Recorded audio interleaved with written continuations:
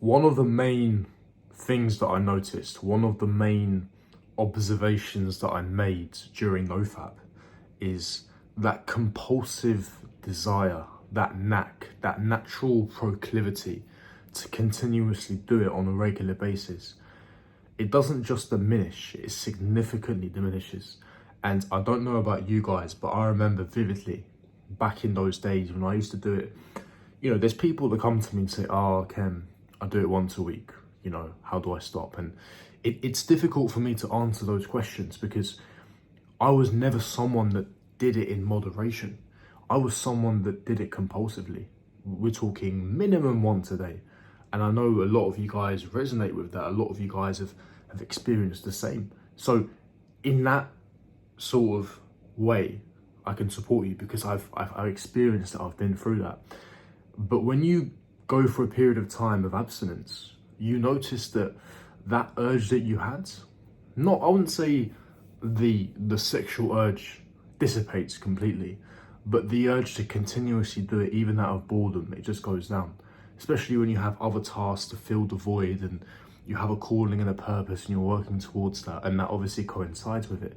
It's the biggest observation that I made, and it's one of the most positive ones I can speak about, because it's so frustrating back when I used to do it on a continuous basis, where I had a project, I may have had an assignment, I may have had a lot of work to do, but because I was addicted to pornography, every half an hour of working on the assignment, I'd quickly open up the tab, find a quiet space, do what I needed to do, and then back to it again. But the problem is, the damage is already done. You've already fried your dopamine receptors. The focus has been shifted. Now you've gone from that and you want to get back to your desk and you want to work on your project. Your mind is elsewhere. You know, your mind is somewhere where it shouldn't be.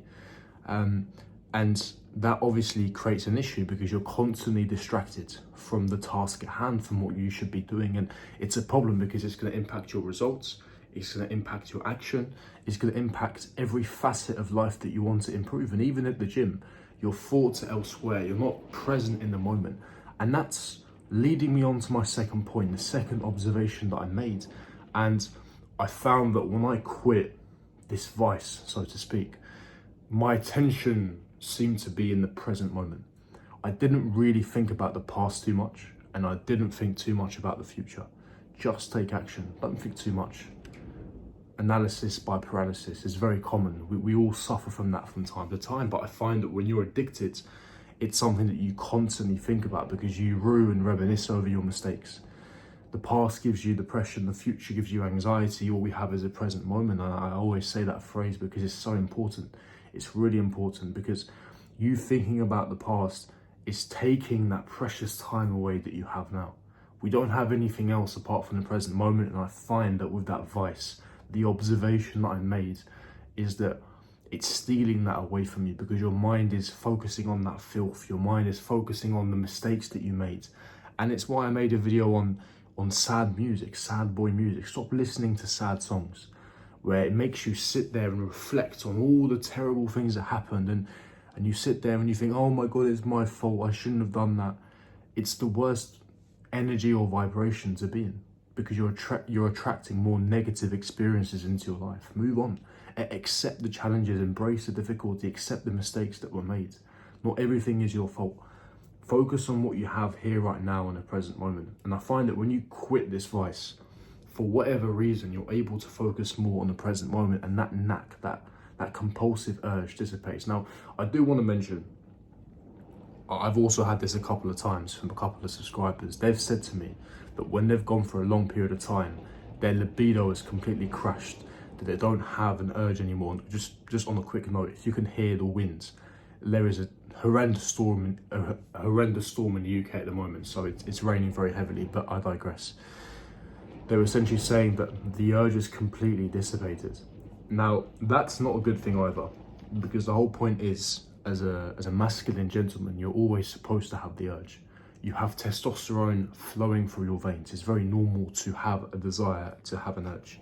So if you don't have an urge at all, then I recommend that you check your testosterone levels. You can order testosterone kits and test at home for like 50 bucks, 60 bucks. So it's not that expensive these days. So test your testosterone. It's really important because, you know, perhaps you might be suffering from low testosterone, which is why you're not having much urges.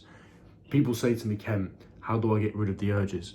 The point is not to get rid of the urges. You've completely misconstrued and misunderstood this entire lifestyle identity change. You're supposed to have urges. It's what makes you a man. It's about channeling that energy, channeling those urges into avenues and areas that's going to help you excel in your life. When people talk about NOFAP benefits, they delve into the sort of tangibles, the things that you can see, the increase in brief testosterone, and they talk about, you know, skin growth and their beard starts to grow and increased muscle strength, the tangible things. But as I mentioned, the benefit that I mentioned here is sort of the intangibles, things that really isn't shown on at the surface level. It's more deeper, and I think it's very important because it will have an indirect effect, as I alluded to earlier, in terms of your actions and what you're participating in. And it's about leading on to the fact that you're able to enjoy the minor and little things in life, which I think is so important. Because how many times,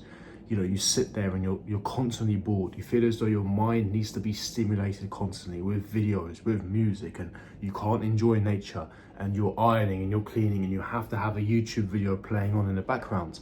You have to have something playing because your brain is fried. But I find that when you go for a consistent period of time of abstinence, that compulsive urge, that desire, not only dissipates, but you're able to enjoy the minor things in life again. So this is something that some may or may not have experienced. Some of you guys I know will resonate understanding exactly what I mean by that.